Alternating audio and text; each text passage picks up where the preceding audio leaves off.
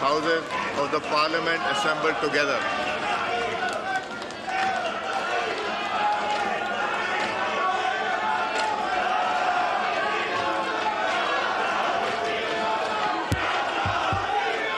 Bismillahir-Rahmanir-Rahim. Chairman Senate Syed Yusuf Razak Gilani, Speaker of the National Assemblies Sardar Ayaz Sadiq, Prime Minister of Pakistan Mehbooba Shahbaz Sharif, members of the Parliament, distinguished guests, ladies and gentlemen, Assalamu alaikum.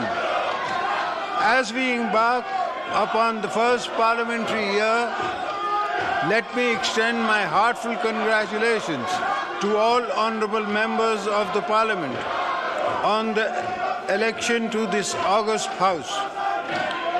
I would also like to compliment the Prime Minister and both federal and provincial governments on their election victories and assumption of their responsibilities.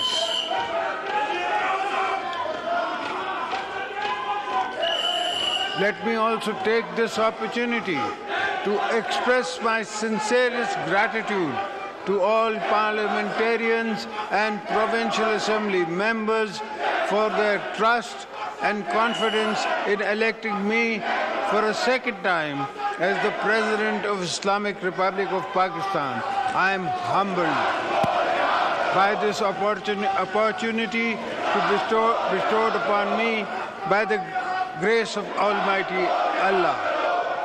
Mr. Speaker, let me begin this parliamentary year by sharing briefly my vision for future, because much of it's based on choices we make in my particular role in the past too. I have made important choices that made history.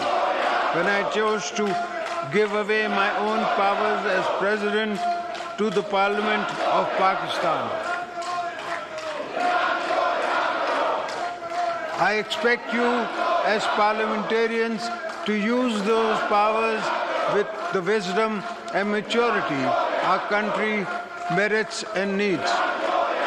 I see my own role today as a unifying symbol of a joint, robust federation, where all people and provinces should be treated in equal before law.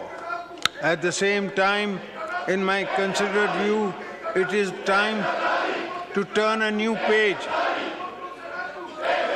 If we see today as a new beginning, which it is, that we can build on our strength by investing in our people, by focusing on public needs, by harnessing our relation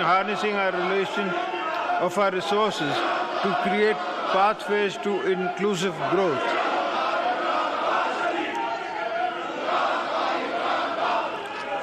I also feel that we have little time to waste. The country needs us to move on from the polarization so common now to contemporary politics.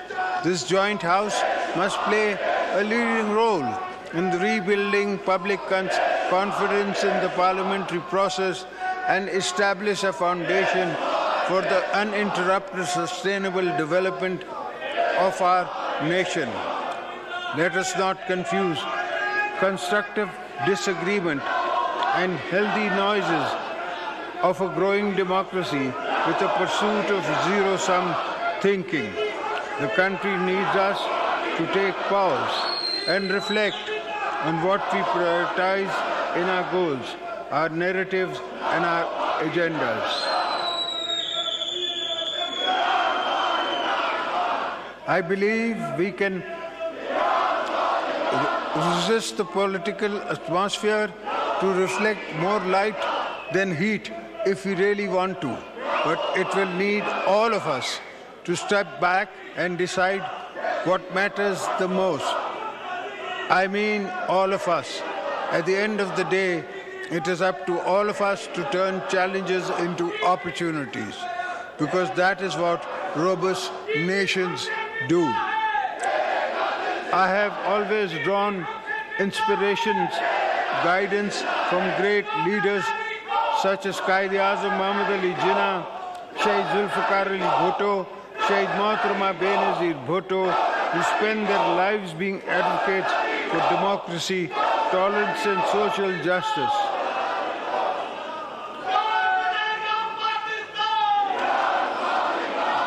I firmly believe that by embracing the vision of these leaders, we can effectively tackle our challenges and foster an atmosphere of mutual respect and political reconciliation.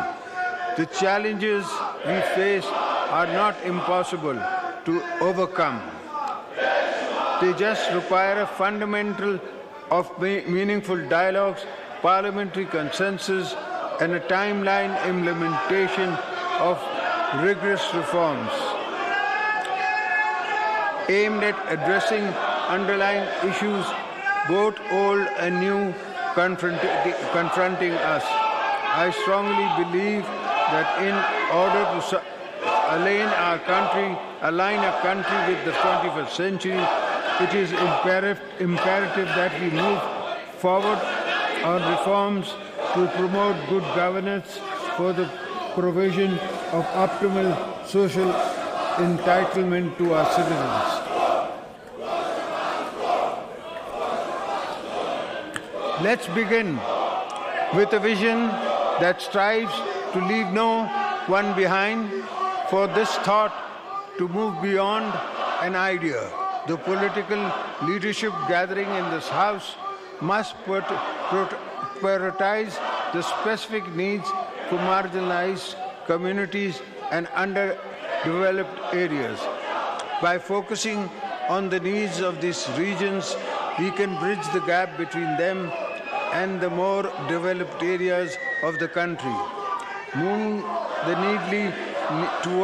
needle towards an inclusive growth model that emphasizes equality of opportunities. While there are many economic reforms the government will drive in pursuing jobs, reducing inflation, and expanding the tax net, I want to underscore the importance of promoting positive working relationship and effective coordination within our constitutional framework between the federal government and the provinces. This is an absolute essential for promoting an inclusive national development agenda, ruling out policies that execute tangible actions on the ground. I firmly believe that by driving seamless collaborations as fostering institutional coordination with intentions and regularity, we can harness full potentials of our federal system to deliver positive change for benefit for people of Pakistan.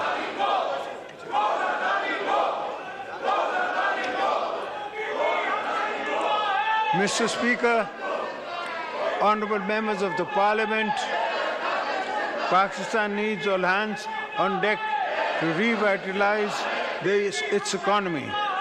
Without shedding all caution to the winds, our primary objective should be to attract foreign direct investment